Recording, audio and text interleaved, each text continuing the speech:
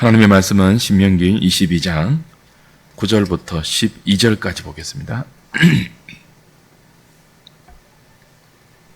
구약성경 295페이지 신명기 22장 9절부터 12절까지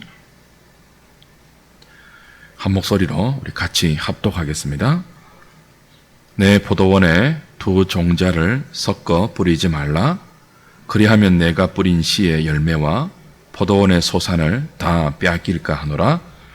너는 소와 나귀를 결의하여 갈지 말며 양털과 배실로 섞어 짠 것을 입지 말지니라. 너희는 너희가 입는 겉옷에 내 귀에 술을 만들지니라. 아멘. 하나님의 백성들이 일상에서 지녀야 할 이웃과 연관된 삶의 태도들 가운데 오늘 본문은 혼합되지 말라 하는 규정들입니다. 농사와 관련해서는 포도원의 두 종자를 섞어서 뿌리지 말라 하시죠. 그리고 밭을 갈 때 소와 나귀를 함께 멍에 메우지 말라 하십니다. 옷을 짜서 입을 때도 양털과 배실을 섞어서 짠 옷을 입지 말라 하십니다.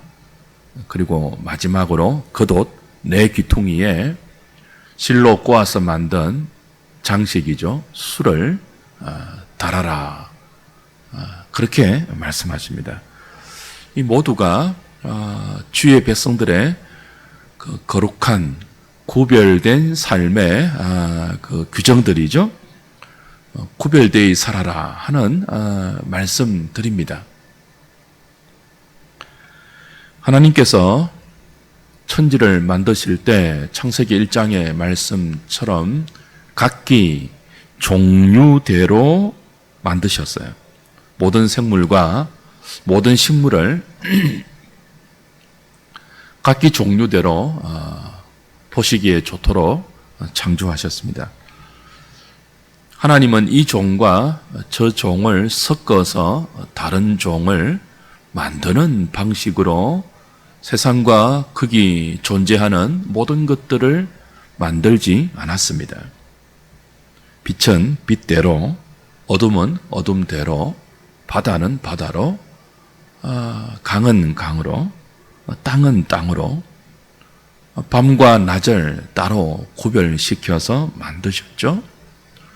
사람과 동물을 각기 독특하게 서로 구별되게 만드셨습니다.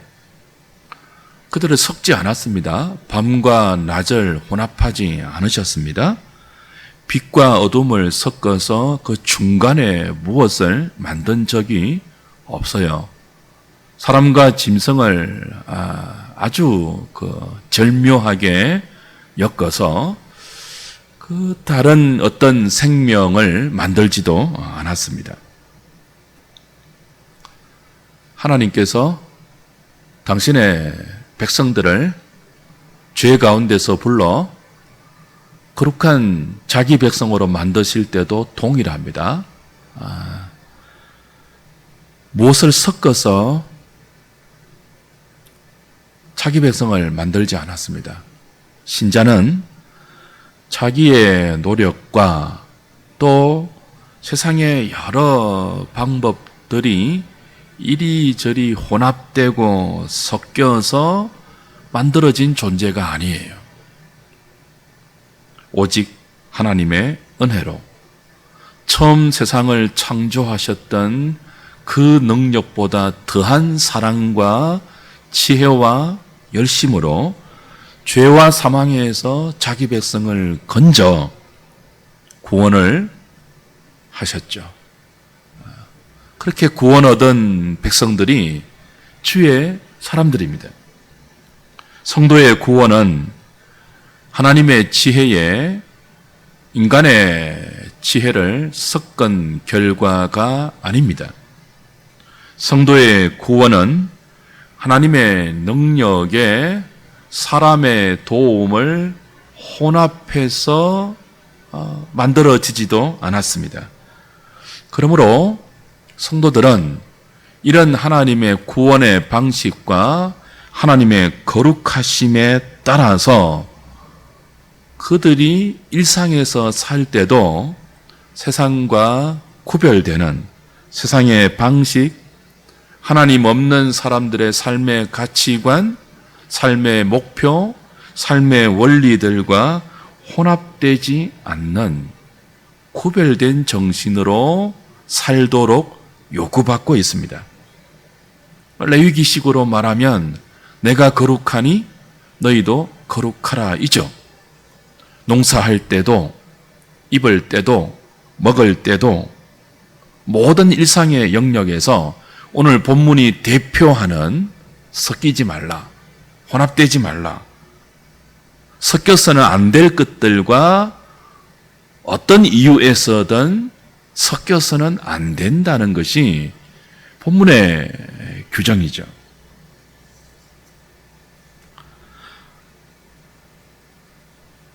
포도원에 두 종자를 섞어서 뿌리지 말라고 했습니다. 왜 농부가 포도원에 두 종자를 섞어서 뿌릴까요? 하나님이 만드신 종자가 맺는 열매에 만족하지 못할 때겠죠. 그래서 이 종자와 저 종자를 섞으면 더 많은 열매가 맺히지 않을까 하는 욕심에서 각기 다른 두 종류의 종자를 포도원에 심게 됩니다. 그런데 그때는 지금처럼 아직 유전자, 이렇게 과학이 발달하지 않은 때 아닙니까? 한 포도원에 각기 다른 종류의 종자를 섞어서 심으면 어떤 결과가 날까요? 각기 다른 두 종자의 독특한 특성은 다 사라지고 이 종자도 안 되고 저 종자도 안 되는 결과가 나와요. 농사를 더 잘 지으려고, 열매를 더 많이 얻으려고 두 종자를 섞어서 뿌렸는데 결과는 무엇입니까? 농사가 망치는 결과이죠. 그래서 9절을 다시 보면 내 포도원에 두 종자를 섞어 뿌리지 말라. 그리하면 네가 뿌린 씨의 열매와 포도원의 소산을 다 빼앗길까 하노라. 아무것도 안 된다는 거예요. 네 마음대로 안 된다는 거죠. 그렇게 하면 더 많은 열매를, 더 튼튼하고 더 아름답고 더 맛있는 포도 열매를 얻을 것 같았는데 다 빼앗긴다는 거죠. 이것도 안 되고 저것도 안 된다는 거예요. 밭을 갈 때 소와 나귀를 한 겨리에 묶어서 밭을 갈게 했습니다. 왜 그랬겠습니까? 그렇게 하면 더 밭이 잘 갈릴까 싶어서 그래요. 그런데 어떤 결과가 나오죠? 소와 나귀는 서로 성질이 다른 짐승이죠. 소가 천천히 가려고 한다면 나귀는 더 빠르게 가려고 하는 다른 특성을 가진 서로 다른 존재란 말이죠. 다른 두 존재를 한 결의에 묶어 놓았으니까, 한 멍에를 먹게 했으니까 이게 효율적이 될 수 있을까요? 그 사람이 생각하듯이 밭을 더 잘 갈 수 있을까요? 그렇지 않다는 것입니다. 소는 천천히 가려고 하는데 나귀는 빨리 가려고 해보십시오. 밭이 갈리겠습니까? 그렇다고 소보고 나귀가 되라고 할 수는 없죠.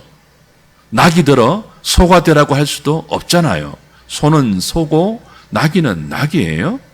소 두 마리가 멍에를 같이 매게 하든지 나귀 두 마리를 한 결의에 있게 하든지 그렇게 해야지 서로 다른 두 종자를 섞어서 한 멍에를 매게 하지 말라는 것입니다.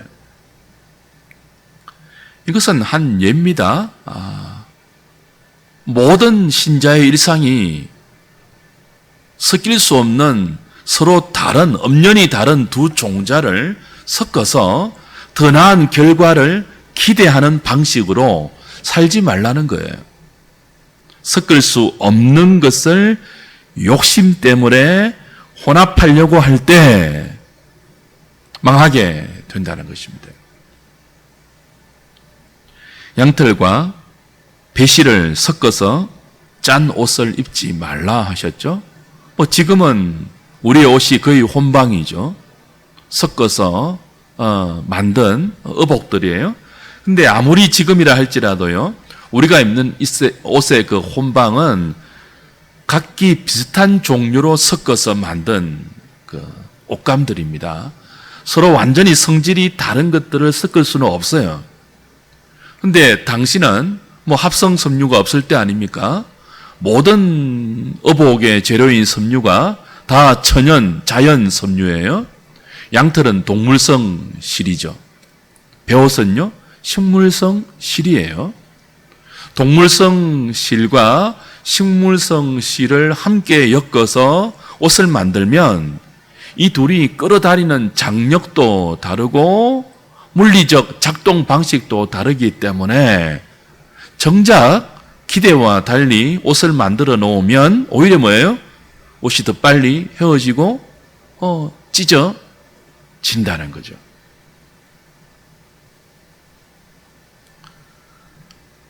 더 아름답고 더 질기고 더 좋은 옷을 만들기 위해서 양털과 배실을 섞었는데 결과는요, 더 쉽게 상한다는 거예요. 섞지 말아야 할 것을 섞었어요. 동물성과 식물성을 섞었어요. 처음부터 하나님이 우리에게 주신 그 각기 독특한 종류대로 그 종류가 내는 기능과 역할과 내용에 만족하면서 살라는 거죠. 신자의 삶도 그렇습니다. 하나님이 정해주신 삶의 규정들이 있잖아요. 그 규정들과 섞일 수 없는 삶의 원리가 뭐죠? 하나님 없는 이방의 풍속과 하나님 없는 사람들의 가치관과 삶의 목표와 내용들입니다. 이 둘은 마치 양털과 배실이 서로 섞일 수 없는 것처럼, 소와 나귀가 한 멍에를 맬 수 없는 것처럼 서로 혼합되어서는 안 되는 것들이에요. 그렇게 살지 말라는 거죠. 근데 왜 이 둘을 섞으려고 하죠?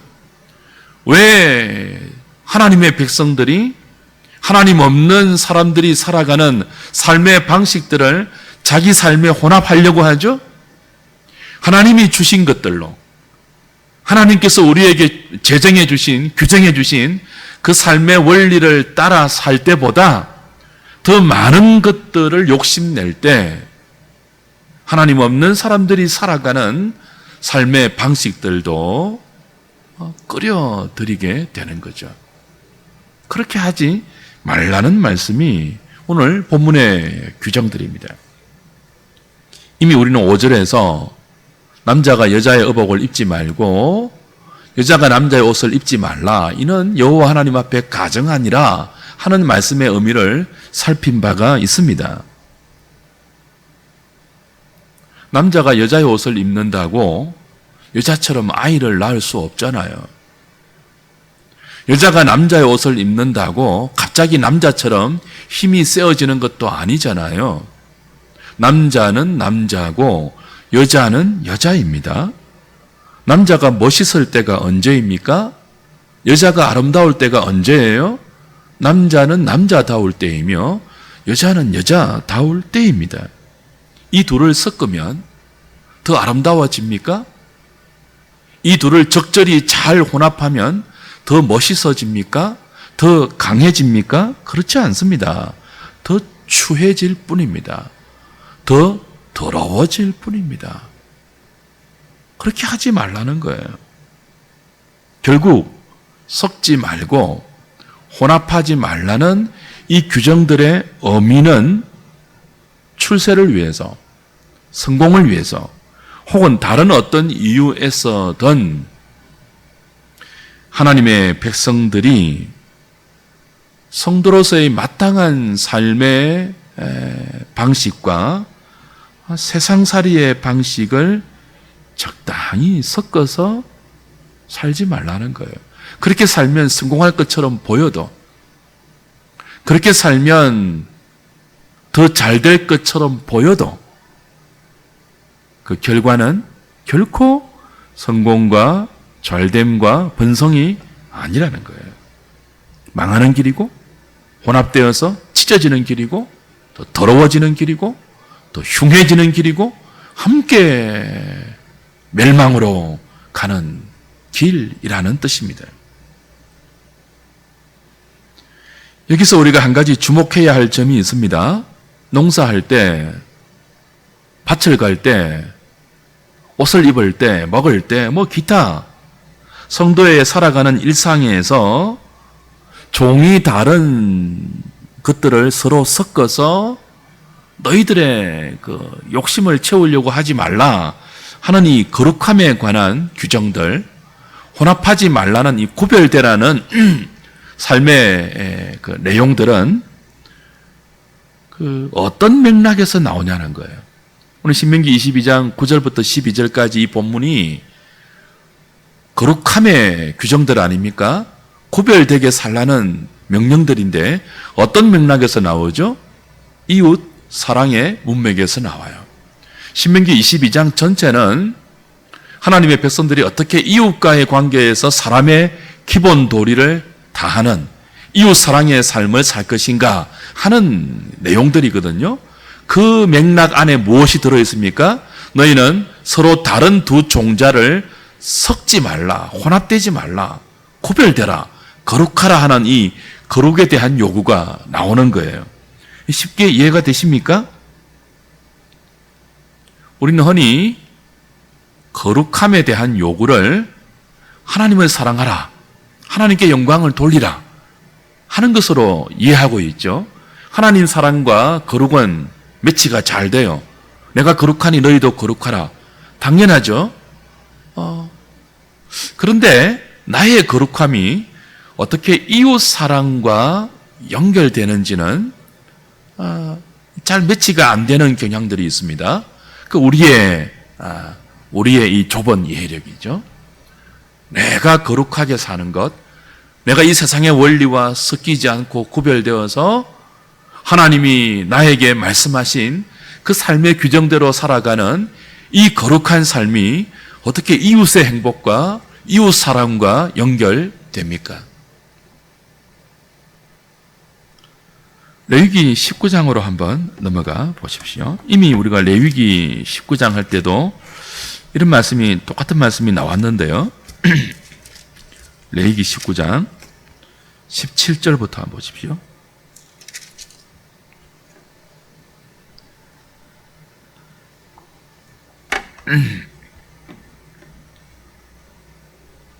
레위기 19장 19절부터입니다. 19절부터 17절부터 다시 볼게요. 너는 내 형제를 마음으로 미워하지 말며 내 이웃을 반드시 견책하라. 그러면 내가 그에 대하여 죄를 담당하지 아니하리라. 원수를 갚지 말며 동포를 원망하지 말며 내 이웃 사랑하기를 내 자신과 같이 사랑하라. 나는 여호와이니라. 그리고 나서 너희는 내 규례를 지킬지어다. 내 가축을 다른 종류와 교미시키지 말며 내 밭에 두 종자를 섞어 뿌리지 말며 두 재료로 직조한 옷을 입지 말지며. 이렇게 나와요. 이제 그 뒤에는 다음 주에 볼 그 신명기의 말씀과 똑같은 말씀이 또 연결됩니다. 그러니 그 가축을 다른 종류와 교미시키지 말고 밭에 두 종자를 섞어 뿌리지 말고 두 재료로 직조한 옷을 입지 말라는 이 말씀이 혼합되지 말라는 구별됨과 거룩함에 대한 규정이 어떤 문맥에 이어서 나온다고요? 내 이웃을 사랑하라는. 그렇죠? 내 이웃 사랑하기를 네 자신같이 사랑하라. 이 말씀에 이어서 나와요. 그리고 이 레위기 19장은 19장 2절에 보시면 이렇게 시작되어요. 너는 이스라엘 자손의 온 회중에게 말하여 이르라. 너희는 거룩하라. 이는 나 여호와 너희 하나님이 거룩함이니라. 그 하나님이 거룩하기 때문에 너희도 거룩하라는 문맥인데 레위기 19장이 이 내가 거룩하니 너희도 거룩하라는 이 문맥 안에서 하나님 사랑에 연관된 규정도 나오고요. 이웃 사랑과 연관된 규정도 따라 나와요. 그런데 이 섞지 말라, 혼합되지 말라는 이 거룩함에 대한 요구는 어디와 밀접하게 연결되죠? 하나님 사랑보다 오히려 어디와 더 밀접한 문맥이에요? 이웃 사랑과 훨씬 더 밀접한 문맥이에요. 무슨 의미입니까?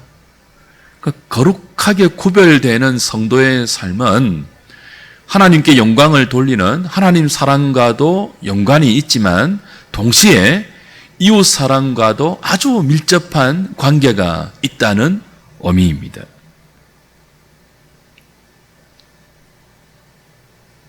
성도의 구별됨, 섞이지 않으려는 노력,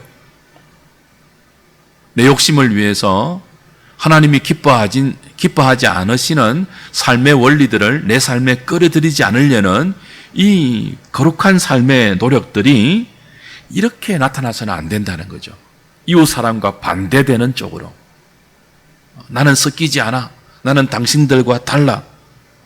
당신들은 틀리고 내가 맞아.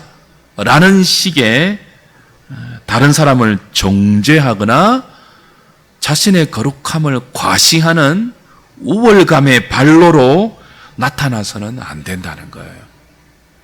우리의 모든 거룩함에 대한 열망, 그 거룩함을 드러내고 나타내는 삶의 모습들이 과시나 정죄나 그리고 편견이나 우리의 종교적 고집의 모습으로 나타나는 것이 되면은 안 된다는 뜻입니다.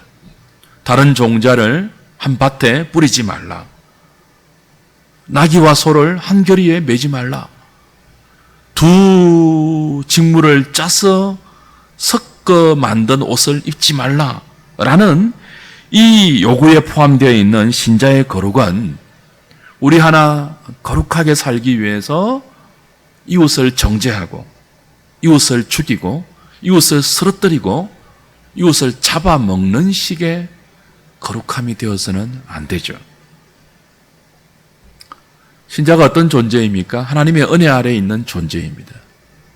하나님의 생명이 끊임없이 부어지고 있고요. 하나님의 진리가 끊임없이 공급되고 있는 존재입니다. 그러므로 신자는 어떤 경우에서든 하나님의 은총과 진리와 생명이 자기를 통하여 주변으로 흘러가게 해야 합니다. 어떤 경우에도요, 혼합되지 않는, 구별되는 거룩을 나타내는 경우에도 정죄가 아니라 다른 사람을 비난하고 자기만 옳다는 우월감의 과시가 아니라 신자에게 늘 있는 하나님의 은혜가 드러나고 그가 늘 깨우침 받는 하나님의 진리가 드러나며 그가 늘 하나님의 국률하심으로부터 공급받고 있는 풍성한 하나님의 생명이 전달되는 방식으로 우리의 섞이지 않는 구별됨, 우리의 혼합되지 않는 거룩함이 드러나야 한다는 거죠. 그래서 거룩하라는 요구가 이웃 사랑의 문맥에서 우리에게 주어지는 것입니다.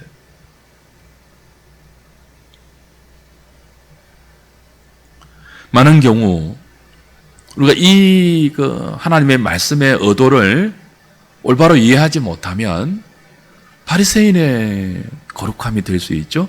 바리새파가 뭡니까? 구별된 사람이거든요. 세파레이터예요. 철저하게 구별된 사람들이죠. 근데 그들의 구별됨이 어떻게 나왔습니까? 외식과 사람 앞에 보이기 위한 과시를 위한 구별됨이었죠.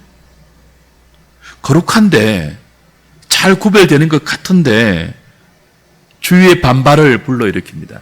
꼴보기 싫죠. 혐오를 일으키는 그런 거룩함입니다. 나만 맞았고 너는 틀려.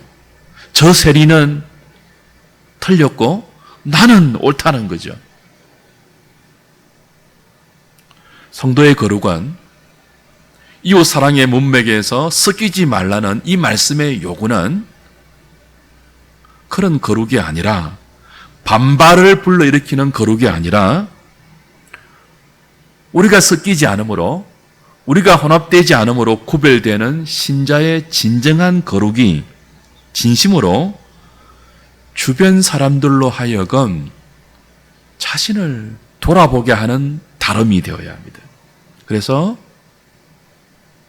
도전을 받게 하고 반발이 아니라 진정으로 우리의 다름 때문에 주변에 있는 사람들이 부끄러움을 느끼게 만드는 진심으로 정신을 차리게 만들고 자기 삶을 돌아보게 하는 아름다움, 겸손, 품위, 사랑이 있는 구별됨입니다. 그래서 혼합되지 말라, 섞이지 말라는 이 거룩함의 요구가 이웃 사랑의 문맥에서 떨어지고 있는 것입니다.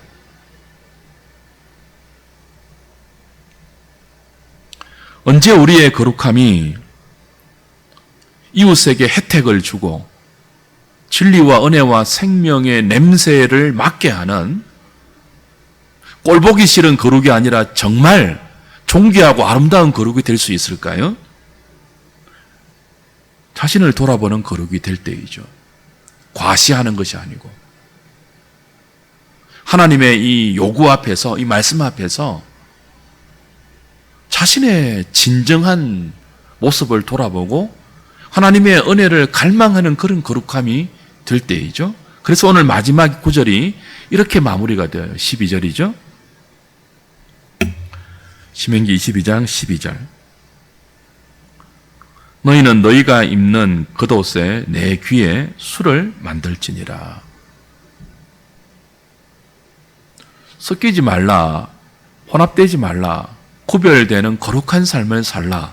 그것이 이웃 사랑으로 연결되어야 한다 하는 이 거룩함의 요구의 마지막에 너희들은 겉옷에 내 귀퉁이에 여러 가닥의 실로 꼬아서 만든 장식이죠. 술을 붙여라. 이 요구가 왜 따라오죠? 이 요구가 거룩함과 이웃 사랑과 어떤 연결이 됩니까? 민수기 15장으로 가보십시오. 의복에 내 귀에 술을 달라는 말씀의 의미는 이렇습니다. 민수기 15장 37절부터 봅니다.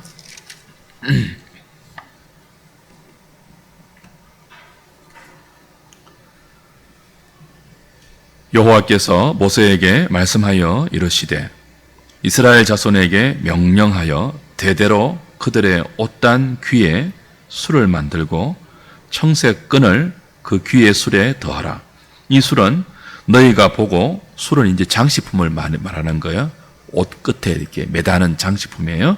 이 술은 너희가 보고 여호와의 모든 계명을 기억하여 준행하고 너희를 방종하게 하는 자신의 마음과 눈의 욕심을 따라 엄행하지 않게 하기 위함이라. 그리하여 너희가 내 모든 계명을 기억하고 행하면 너희의 하나님 앞에서 거룩하리라. 그러니까 이 술은 겉옷에 내 귀에 장식품으로 단 이 술은 어떤 역할과 어떤 용도이죠? 그것을 볼 때마다 섞이지 말라는, 거룩하라는 하나님 말씀을 기억해서 우리의 마음이 그 육체의 욕심을 따라 사는 더러움에 치우치지 않도록 막아주는 방지의 역할을 하고 또 거룩하게 살 수 있도록 이끌어주는 촉구의 역할을 하는 거죠. 그러니까 이 성도의 겉옷에 달려있는 내 귀에 달려있는 이 장식품, 술은 우리 자신을 하나님 앞에 세우는 역할이에요. 그래서 우리 자신이 타락한 본성에 따라 살지 않고 하나님이 주신 거룩한 계명을 따라 살게 하는 그 계명을 하나님 앞에 자신을 세우는 용도가 겉옷에 보이는, 언제든지 볼 수 있는 장식품이죠. 무슨 뜻입니까? 성도의 참된 거룩은 하나님 앞에서의 거룩이 될 때, 자신을 돌아보는 거룩이 될 때, 자기 안에 있는 끝없는 타락한 본성을 경계하는 거룩이 될 때, 겸손한 주의 은총을 구하여 타락한 자기의 죄성을 따르지 않고 하나님 말씀을 따르게 해달라는 겸손한 기도와 더불어서 은혜를 사모하는 그 마음으로 추구하는 거룩이 될 때, 비로소 이 거룩은 꼴보기 싫은 거룩이 아니고 남들에게 자신을 과시하는 바리새인의 거룩이 아니고 다른 사람에게 참으로 삶의 충격을 던지면서 나와 그 사람의 삶을 대조해 보게 만들고 나와 대조되는 그 사람의 삶이 부끄러움을 느끼게 만들고 그 사람과 대조되는 나의 삶을 통하여 하나님의 생명이 주는 아름다움과 거룩함과 존귀함을 느끼게 만들어 그로 하여금 진리의 기퉁 위에 들어오게 만드는 그 거룩함, 그 역할을 하는 것이 성도의 겉옷에 달려있는 장식품인 술이라는 거예요. 주 안에 사랑하는 여러분, 하나님께서 우리에게 거룩하라고 말씀하십니다. 내가 거룩하니 너희도 거룩하라고 말씀하십니다. 섞어서는 안 될 것들을 너희들의 욕심 때문에 섞지 말고 기타 어떤 이유에서든 섞지 말라. 내가 너희들의 삶을 책임질게. 거룩하라, 구별되라 요구하시죠? 근데 이 요구가 무엇과 연결되어 있다고요? 그렇게 거룩하게 사는 우리의 거룩함이 정말 이웃을 살리고 이웃의 정신과 마음을 우리의 이 구별되는 아름다움을 통해서 그 떨림을 받게 하고 자신의 삶을 하나님 앞에 돌아보게 만드는 참된 거룩이 되게 하라고 하십니다. 서기관과 바리새인의 이 위선적인 거룩이 아니라 겸손하고 존귀하고 아름답고 생명으로 가득한 그런 거룩이 되게 하라. 그것을 위해서 두 종자를 한 밭에 섞어 뿌리지 말고 두 직물을 섞어서 만든 옷을 입지 말고 나귀와 소를 한 결의에 매지 말고 세상의 방식과 성도의 삶의 방식을 적당히 섞어서 버무리지 말라. 이 말씀이 주어집니다. 이 말씀에 따라서 오늘 우리의 삶을 돌아보시고 이 거룩이 얼마나 필요한 시대입니까? 그리고 이렇게 거룩한 사람이 얼마나 그리워지는 시대입니까? 저와 여러분들에게 하나님이 이런 거룩한 삶을 기대하고 있습니다. 오늘 저녁에 기도하면 좋겠습니다. 하나님, 우리가 그렇게 살 수 있도록, 우리가 그렇게 아름답게 구별될 수 있도록, 우리가 그렇게 진중하게 구별될 수 있도록, 사람을 살리는 거룩함이 우리에게서 나올 수 있도록 은혜를 주십시오. 이 저녁에 정말 간절한 마음으로 기도하면 좋겠습니다. 우리 찬송하고 이를 위해서 기도하죠.